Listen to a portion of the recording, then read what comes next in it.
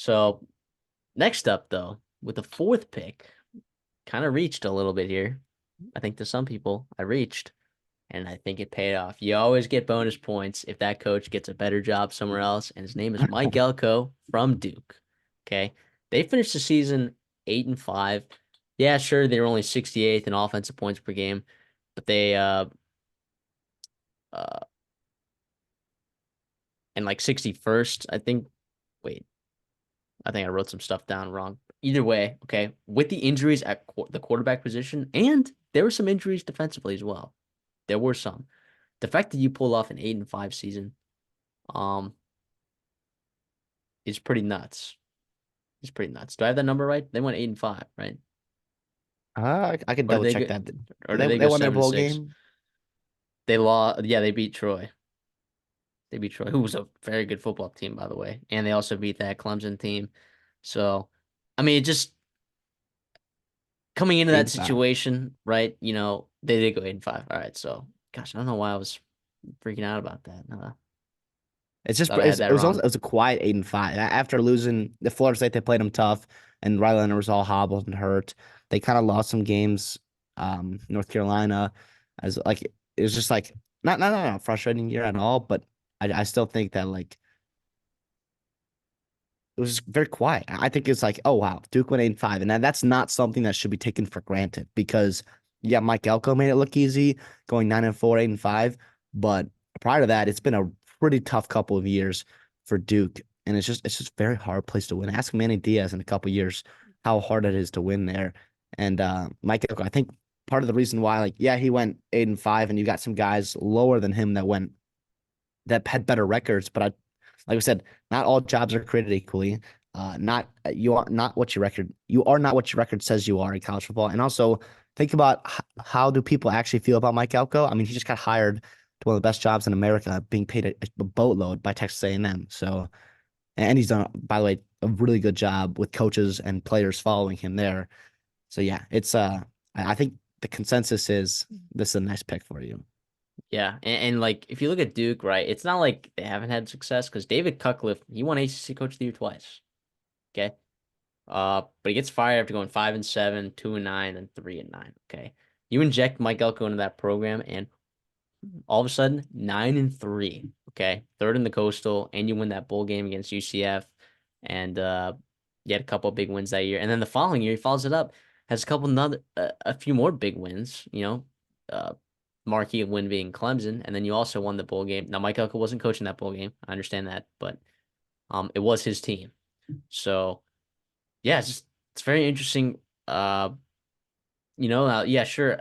You could say, oh yeah, they finished only 17th or 19th in recruiting or whatever the composite rankings. Okay, I texted him. He saved that class.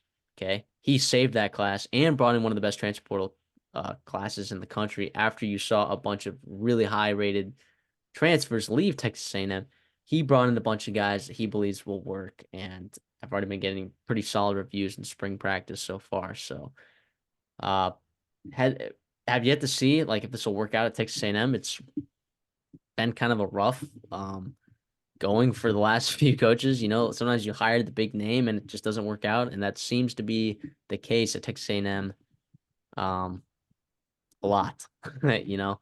He gets Kevin Sumlin paid after his Johnny Manziel season. That didn't work out. Then Jimbo Fisher getting him the extension that doesn't work out.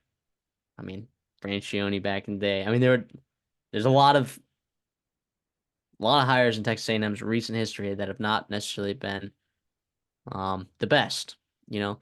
But I feel really good about Mike Elko for Texas A&M moving forward.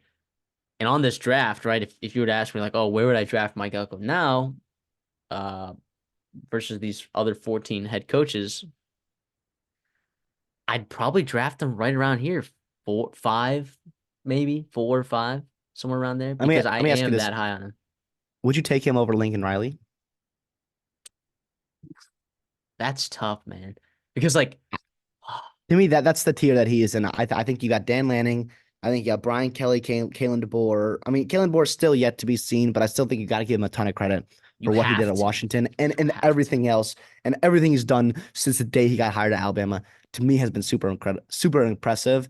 right? But I think Mike Elko, Marcus Freeman, Lincoln Riley could throw Mario Cristobal in there if you want. I'm probably not, maybe a little bit below them, Yeah. but I think like that it says a lot about him that he's in the same tier with Lincoln Riley, Kalen Yeah. DeBoer, So like so guys like those. people are gonna talk about Lincoln Riley's offensive resume, right? And I'm not gonna say Mike Gelko's defensive resume is as good as that, but you're looking at, I mean, holy cow, everywhere he's been. At Bowling Green, he coached two back-to-back top 10 defenses in the country with Bowling Green. Okay. At Wake Forest, he had a top 50 defense. At Wake or Notre Dame, he had like a top 25 defense. A&M as an A&M defensive coordinator for 4 seasons, he was fantastic and a huge loss. We've seen the last 2 years when he was not there, I know A&M fans like to think that the guy that's been there the last couple of years has DJ been really, Durkin. really good. Yes, has been really good, but I've had my gripes. I've had my gripes in certain things, and I never had these kind of gripes with Mike Elko at all. So I just think Mike Elko's he's a smart guy, like an Ivy League grad. I mean, he's just very intelligent, very well spoken. He knows what to do. I would draft him right around in this range, this tier. So I think I kind of nailed this one. I think people thought, with guys like Sonny Dykes and Marcus Freeman and, now Kalen DeBoer ended up being, or Mario Cristobal. I think people might have thought, oh, this was kind of a reach, but it kind of ended up, I think both of my top two picks were probably two of my most accurate, best picks in the draft. As you'll see, the draft does not get any better, but that's also a testament to you know, the guys in the later rounds, the high draft picks are going to actually turn out to be, good, the best coaches, and our lower draft picks are going to be some of the worst coaches. It's Yeah. just a matter of where we would rank them now. So I do think Mike Elko would land in this kind of same tier. Uh, yeah, bonus points for getting hired to a new job. You know what I'm saying? I think it has to. You got a promotion. Like you did well enough at Duke to get a promotion, a big time promotion, and I think he's going to do very well at his new spot here.